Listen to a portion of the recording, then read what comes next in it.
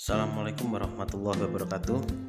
Halo anak-anak kelas 9, dalam video singkat berikut ini akan dijelaskan mengenai materi perdagangan internasional. Silahkan nanti kalian perhatikan tulisan-tulisan yang ada di video Powtoon berikut ya.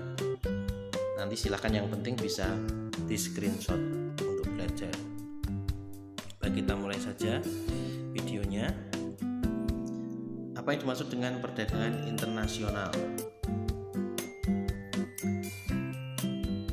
Silakan diperhatikan di layar.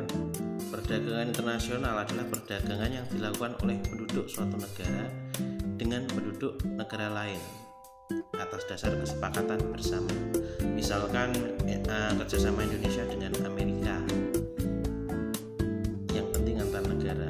Lalu apa yang terjadi? Kalau terjadi perdagangan internasional, nanti akan terjadi yang pertama tukar menukar barang dan jasa, yang kedua pergerakan sumber daya yang melalui batas negara, baik itu sumber daya alam, manusia maupun modal. Yang ketiga nanti terjadi pertukaran perluasan penggunaan teknologi, sampai yang keempat mempengaruhi ekspor dan impor. Jadi neraca perdagangannya akan berpengaruh juga.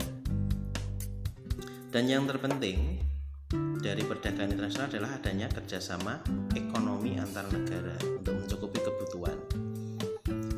Faktor-faktor pendorong dari perdagangan internasional antara lain faktor-faktornya ada perbedaan faktor produksi, motif keuntungan ekonomis yang berbeda, serta perbedaan sumber daya alam. Ini di buku juga sudah ada, nanti sambil dipelajari di buku.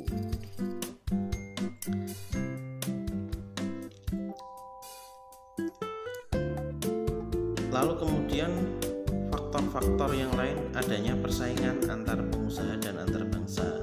Lalu tidak semua negara dapat memproduksi suatu barang sendiri, sehingga membutuhkan yang namanya perdagangan internasional. Nah, bagaimana kebijakan perdagangan internasional terjadi? Adanya yang pertama politik proteksi, lalu ada politik dagang bebas, dan ketiga adanya politik autarki.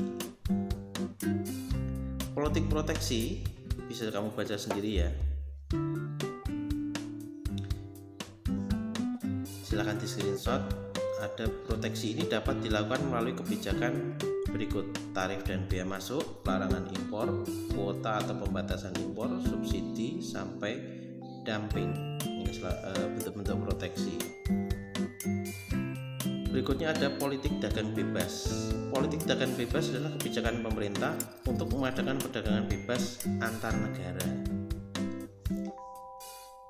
Ini terjadi karena adanya spesialisasi produksi. Politik autarki silahkan kamu screenshot. Yang dimaksud dengan politik autarki.